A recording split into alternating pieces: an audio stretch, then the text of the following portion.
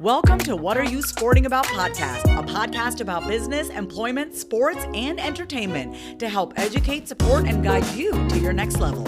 Here's your host, attorney Fabienne DeBarros. Hi guys, welcome to another episode of What Are You Sporting About podcast. I am your host, Fabienne DeBarros, the protector of athletes. And just to reintroduce myself to you, I am the founder of What Are You Sporting About, the podcast, which is inspired by my best-selling book. If you're watching this, you can see the book at the bottom of the screen, What Are You Sporting About? Also the founder of the S.L. DeBarros Law Firm, where we represent 6- and 7-figure business owners, including athletes in business. And we also represent individuals in employment, sports, and entertainment. But today I have an amazing guest who is here to shed some light and information on how you can ramp up your business in different ways. So I have Miss Fabienne Raphaël on the podcast today. I'm so excited. We met on LinkedIn and we have been connecting ever since. And based on what I've seen her do and attending some of her lives, the information is so great that I really wanted to have her here on the podcast, so that she can also feed you guys with information to help you better yourselves. So let me just introduce Miss Fabienne really quick to you guys, and then I'm gonna have her tell you a little bit more about her. So she is an online business coach, a speaker, and a podcaster, and she's a former professional athlete, all right? So with her one-on-one coaching and mastermind group, she helps achievers monetize their knowledge so they can fire their boss. And a lot of you, I know you're ready to fire your boss, okay? Her background in radio and television hosting allowed her to conduct unique interviews on her top-ranked Marketing to Crush Your Competitors podcast, where she has broadcasted 300 episodes. And through the course of her career, she has even hosted her own TV show. That's amazing. Miss Fabienne has also been featured on platforms like Forbes, ABC, Fox, CBS, Inc., and Huffington Post. And she's appeared on over 30 podcasts, such as CopyChief Radio and Entrepreneur on Fire. So as a former elite athlete and physical therapist, Fabienne brings a high level of energy, radiance, and authenticity to lead her clients to a thriving business that meets their expectations. Thank you so much, Ms. Fabienne, for being here today. Yeah, I'm really excited to be here. It's amazing. It's amazing. You've already accomplished so much. But the first question I want to ask you is, what skills did you receive from the sport, like from being an athlete, that's helped you to translate that into business, to really climb up as far as you have to reach that level of success that a lot of people dream of having? Yeah, I feel that what the sports world has brought the most is actually focusing on achieving a goal. So very focused. Also, the importance of being well surrounded. So having great coaches. And the other thing is resilience, because when you're in sports, you face so many challenges, from getting cut on a selection for a very important competition, to losing an important game, to having injuries and all that stuff. So I feel that it really shaped me in that sense. But also the fact that, I had the chance to play team handball. So it was a team sport. And when you play in a team, it's like a micro society, right? So you have to deal with different people. They're not necessarily all of them your friends, but you have to find a way to work together as a team, because the goal is the same and everyone's duty is important. So everyone has to perform at their highest level if we want to get the highest results. So it also brought me into, opening my mind to accepting or understanding different personalities and dealing with several types of people, and being able to still form a team and have success in many games because we were able to do that together. Yeah. And I'm glad that you said that, because I actually mentioned that, I don't know if it was on another podcast or just speaking to somebody about the team dynamic atmosphere. So whether as an athlete, you have a team dynamic, right? That you have to follow. Even if you're in an individual sport like I was in track and field, still the overall goal of the team is the same. Although you have your intimate individual type goals that you strive to meet for your own particular reason, but it still has to aggregate to the total goal of what the team is. And that's so important, because when you take that from an athletic perspective, translate that into business, it's the same thing. Different people come in with different skills. They have different jobs that they need to do, but the goal of the business is still the same. Right.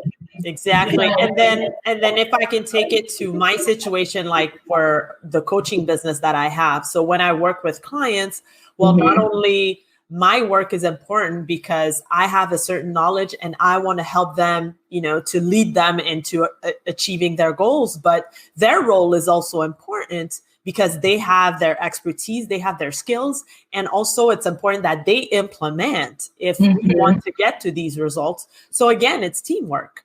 And if you're not able to work as a team or on a team, then no one has ever succeeded alone anyways. True. In anything. In anything. Yeah. So I want to dive into another question on the same topic, but why do you think athletes are such great business owners?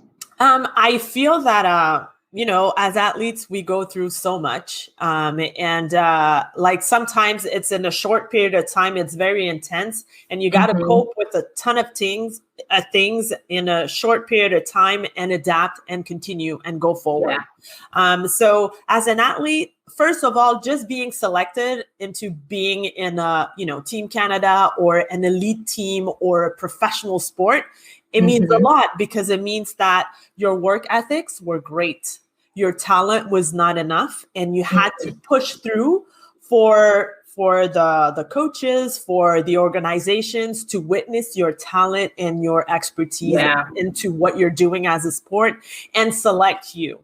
So just starting with that, the work ethics of an athlete is just amazing.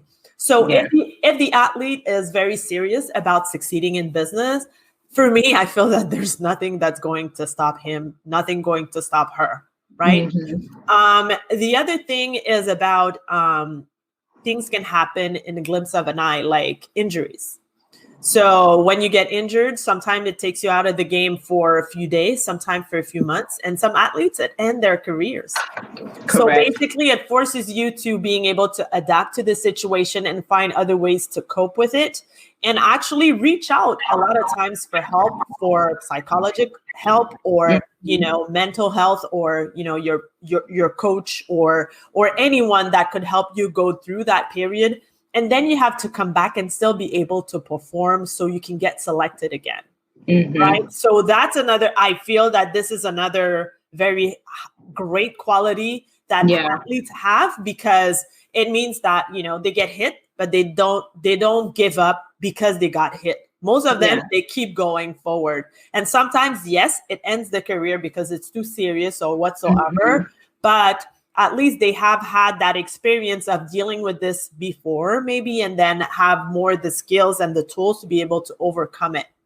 Right. So to me, like they're kind of like relentless to what's happening. And I feel that a lot of, that a lot of businesses fail because, people give up way too soon. And sometimes they're very close to accomplishing something, but they decide it's not working out and they just let go. But I feel that athletes, they have that extra push and they can keep going for a while until it works.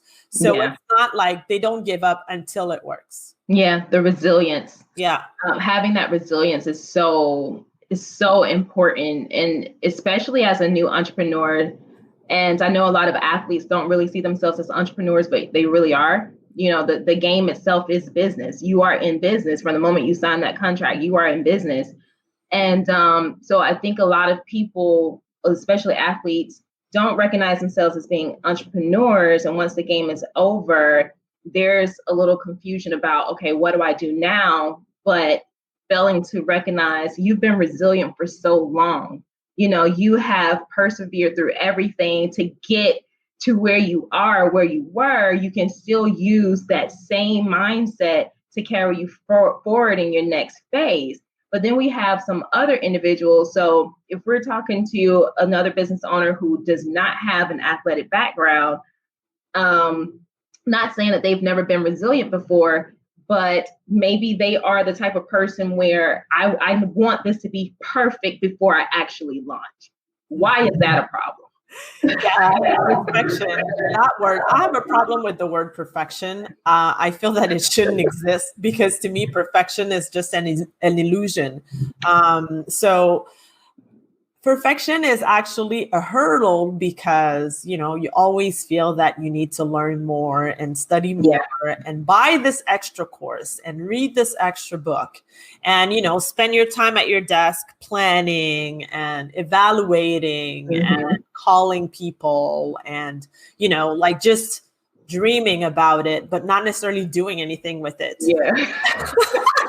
So you have plans, right? Because I'm saying that and I'm laughing because the majority of the clients I work with, these are people that have been, having that business in mind for years, but for some reason they never took action on it.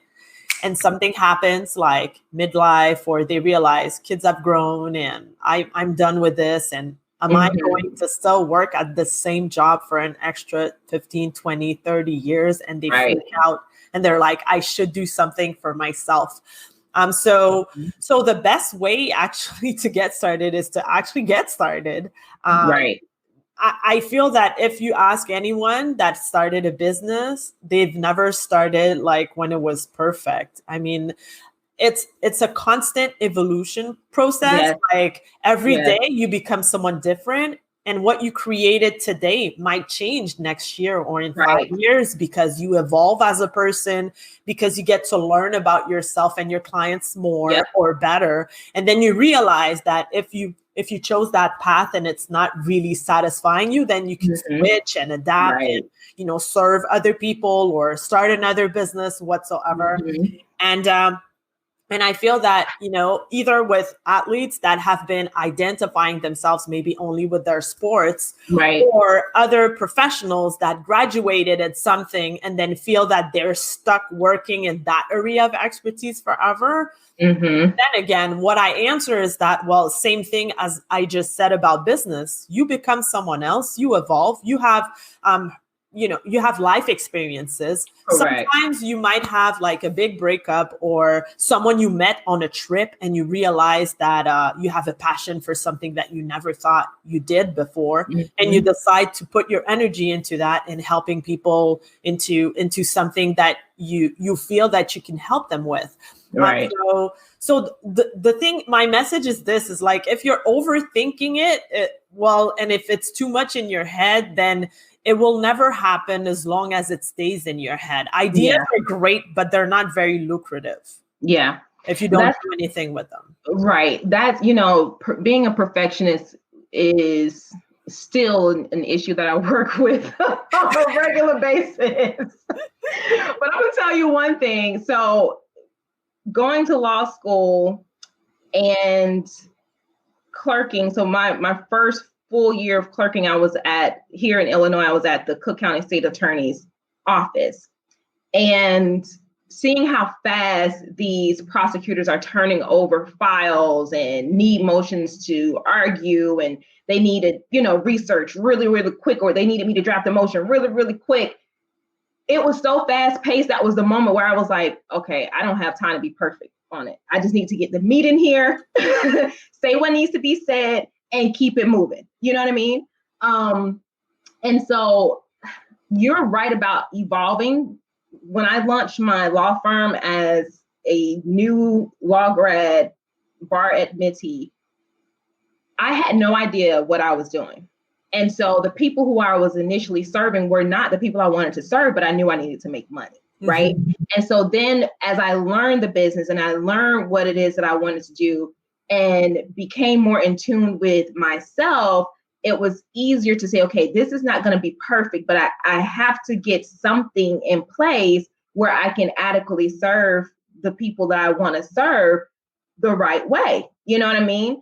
And you're right, because there's so many entrepreneurs out there who are stuck or afraid to start because things don't look perfect from the outset.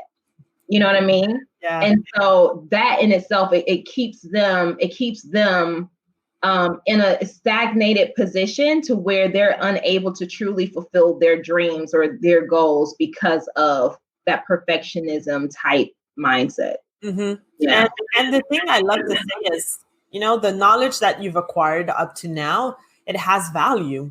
Correct. So even if you are a business virgin, you don't know anything about business, but you still have that expertise. You still went to school for it, or you've gone through something in your life and you know that you can help others with it, right?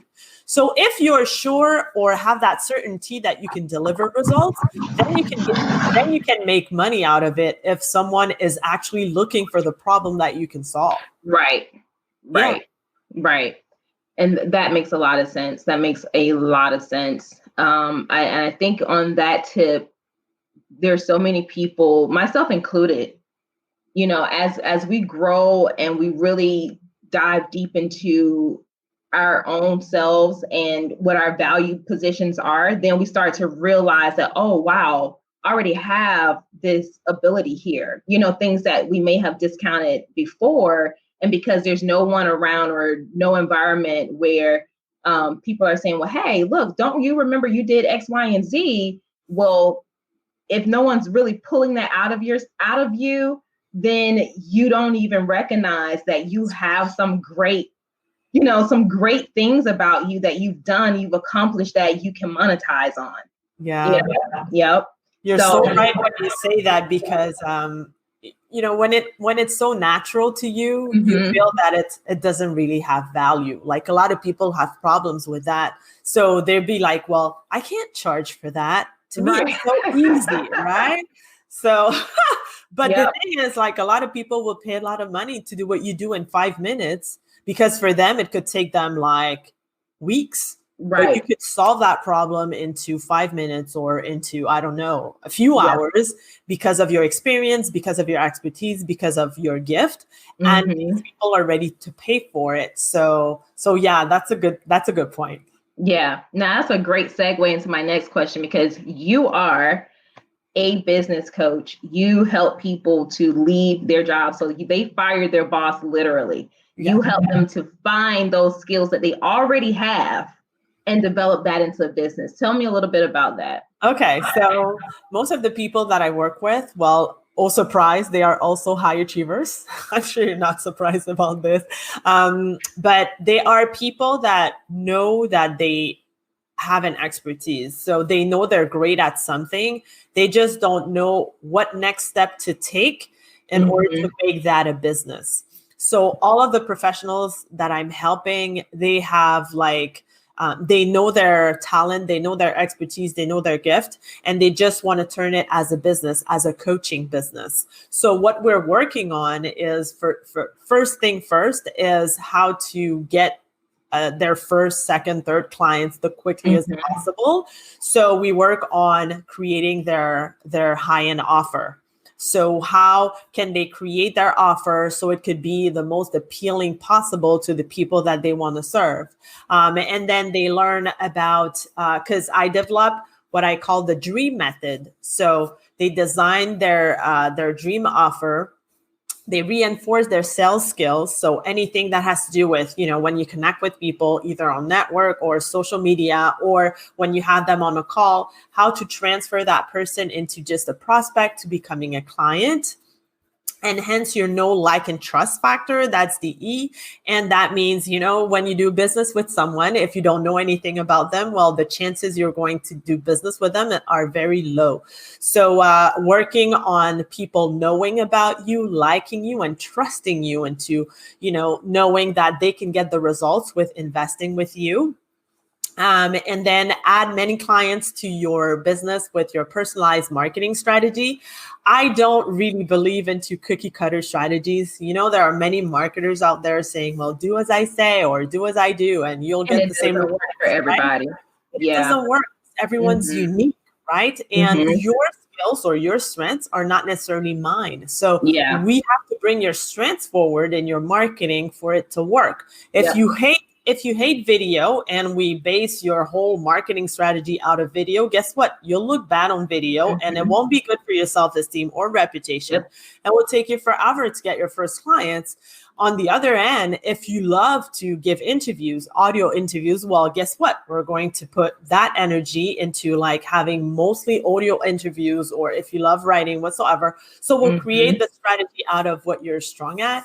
And then make your clients your forever fans. That's the M. So thinking about how these clients that you're serving, how can you serve them the longest possible? How could you be their guide in several aspects of their evolution? Because what some people tend to forget is that sometimes they're like, well, I'll have that client, and let's say my program is, I don't know, you have a program that's 6 weeks. Okay, 6 weeks, bye-bye. And then they go away. But there are chances that in another segment of their evolution in business or in life or whatsoever you help them with, that they might need your guidance for something else. So I also help my clients thinking about the long term, or how they could think about how they can serve their clients, not only at the beginning of their journey, but also like supporting them eventually, because that's the cheapest part of like the cheapest marketing aspect is when you re-sign your clients that you already have for something else, because this is $0. Right. And the benefit to the client though is exponential. That's one thing that, as I evolved as a lawyer, and the first lawyer in my family, the first person to own an actual law business, that was what I moved into, was finding ways to serve my clients over a long period of time, and hopefully to have them become a lifelong client. Because when I know what you've started with, and now I can guide you through an entire process and see your business grow, help you to protect yourself along the way, it strengthens the business, right? But it also strengthens that business relationship. And now it's more than just, I'm your lawyer, you're my client. It's really a family. It's a family of advisors and people that you trust and people that you can call and consult with if you have any kind of issues. But I think what people don't realize is, especially when you're pretty much dipping your toe into the entrepreneurial pool, they're looking for the one-off clients. But from a marketing standpoint, you will always be on the cusp of just, spending tons of money, just constantly trying to bring new people in the door. And it's exhausting. It's so exhausting, And I love what you said about creating or designing plans for your clients so it's not so cookie cutter. One thing a lot of people don't know about me, and I'm probably going to do a live or something on this at some point, but I lost $12,000 on a program for law business owners that didn't help me, because they didn't understand what I was trying to do. They didn't understand what my demographics or my market looked like here in Chicago. Chicago, when I say Chicago, it's like Chicagoland, a lot of different other cities that border the city. But they didn't understand that. It was, this is what our plan is. This is what we're going to teach you, regardless of the fact that all of that stuff is not going to work for me. No matter how much I said, I'm like, well, how do I modify this for what I'm trying to do? And so hopefully this episode will save people from going out there, making some of the mistakes that I have made, that you probably have made, that other people have made. Because when folks come and they talk about the great stuff that they're doing, it doesn't mean that they started off being great. You know what I mean? No, exactly. Everyone has had their moments where it's like, okay, well, I lost something, or I paid too much for this.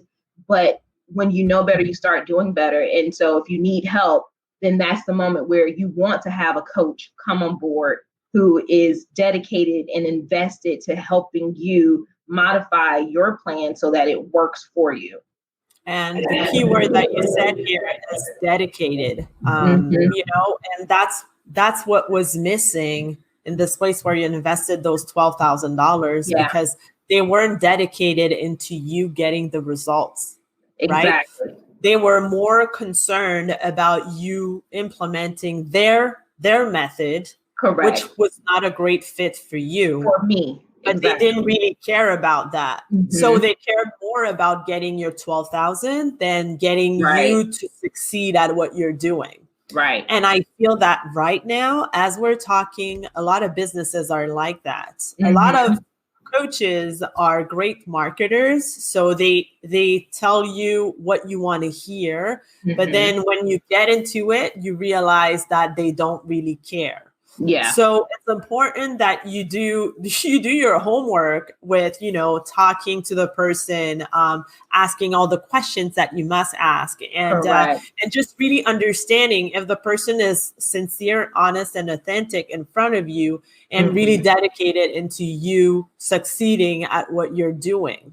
Because like coaching, yes, it's teamwork, but not only on the part of the person participating, but also like the coach himself, herself has to do the job, right? So I feel also that if you are able to stand above the others just by being more concerned and listening to your clients and making sure that they are satisfied and doing like going the extra mile compared to the others, then seriously, I mean, you'll never have a problem of having clients because so many other people get this so wrong. Yeah. That's absolutely true. Absolutely true. So we know we've already covered that you have this amazing program, coaching program, the Dream Method. I want to ask you though, have there been challenges for you in this business? Because it does seem like there's so many different types of business coaches these days. Is the market too saturated for you?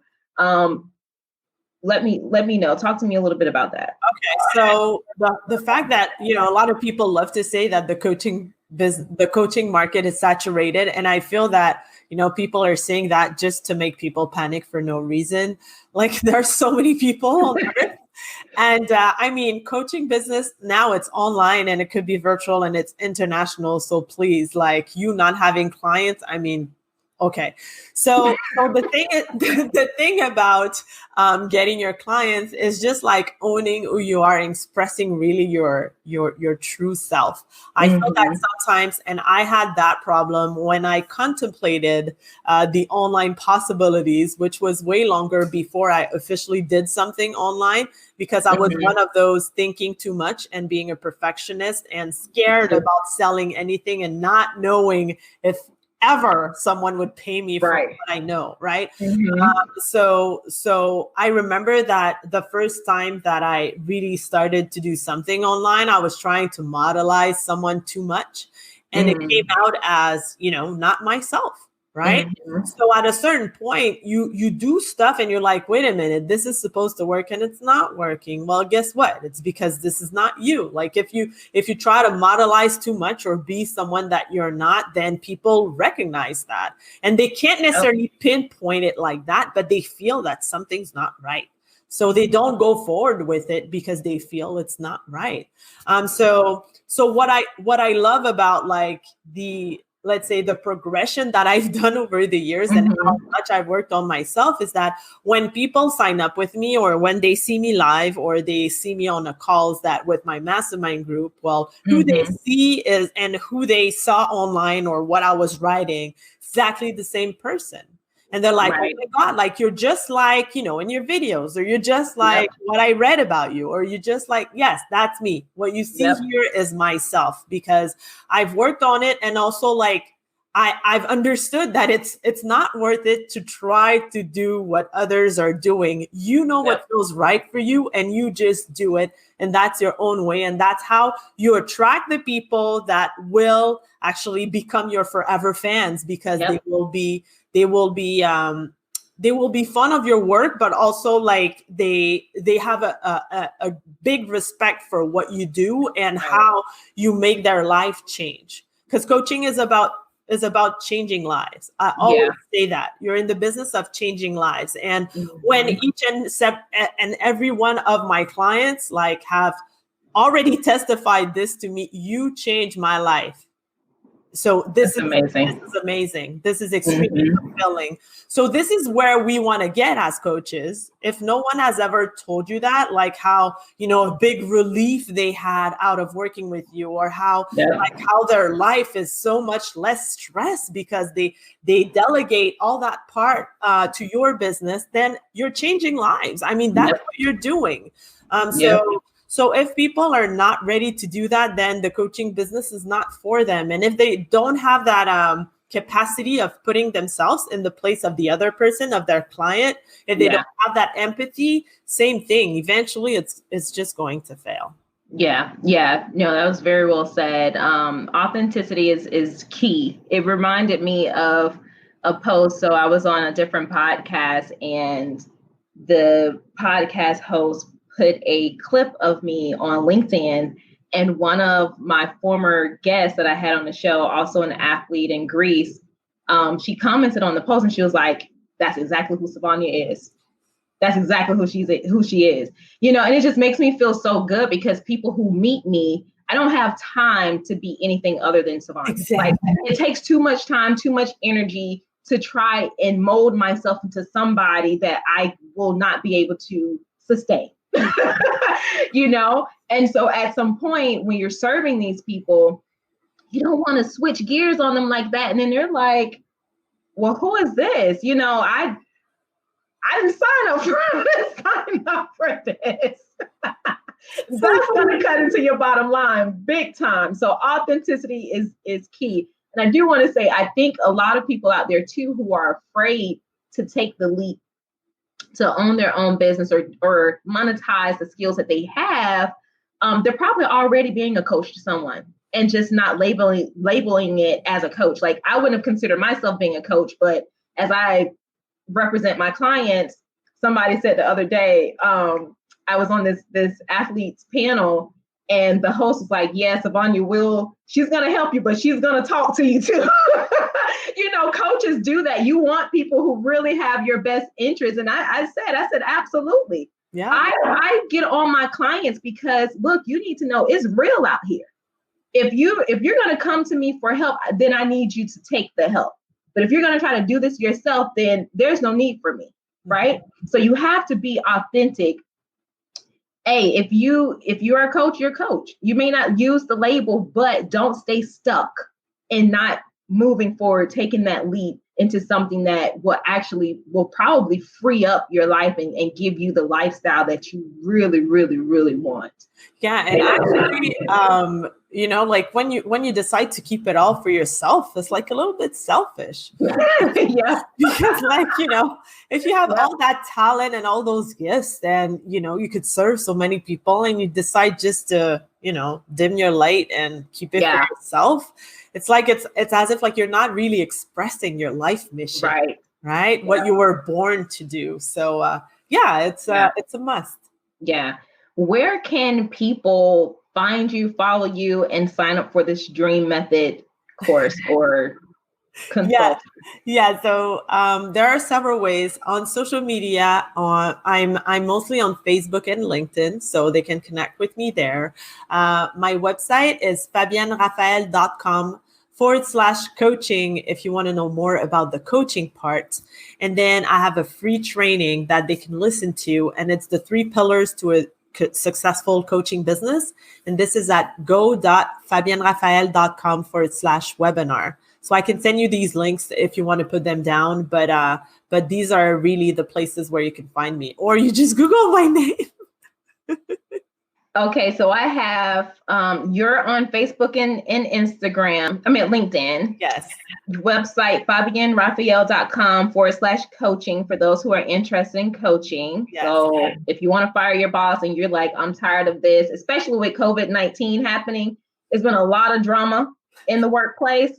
So if this was your moment to say, I am ready to do this, then this is the time. And then you have free training. Is that go.FabienneRaphaël.com/webinar? Yes. Okay.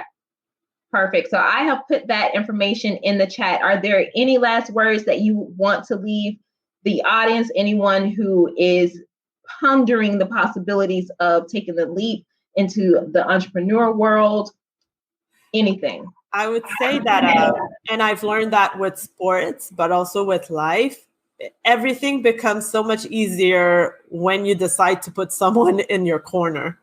Whenever you want to do something big, of course, when you want to change or have a better life or monetize whatever you have as a knowledge or expertise, well, it's scary because it's different, it's new. It's something that you've never done before, but you never will grow if you are not looking to tap into that uncertainty and that discomfort.